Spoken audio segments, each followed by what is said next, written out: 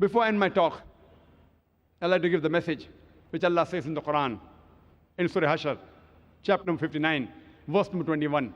Allah says that had this Quran be revealed on the mountain, it would have surely fallen down in utter ruin. That means if the Quran would have been revealed on a mountain, and if the mountain had feelings, the mountain would have crumbled down and would have come down to pieces. But to us Muslims, it makes no difference. Why? Because we don't understand it. Allah says that if the mountain, a mountain is a sign of power, of something which is hard like a rock. If the Quran would have been revealed on a mountain, the mountain would have fallen down to utter ruin. But it makes no difference to us. We Muslims, we have to read the Quran with understanding.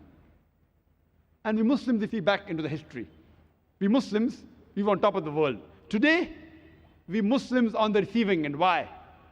The reason previously we were on top of the world was because we were close to Quran and Sahih Hadith. And today, we are on the receiving end is because we have gone far away from our religious scriptures, far away from Quran and Sunnah. If we get back close to the Quran and Sunnah, inshallah, we Muslims would again become the torchbearers of the world. I would like to end my speech with the hadith of the Prophet Muhammad sallallahu alaihi wasallam. It's mentioned in Sahih Bukhari, hadith number 5027. Of Bukhari in the old edition, volume number 6, hadith number 545, where Hazrat Usman, may Allah be pleased with him, said that our beloved Prophet Muhammad sallallahu alaihi wasallam said, "Khayrakum min ta'allam al-Qur'ana mu'allaman."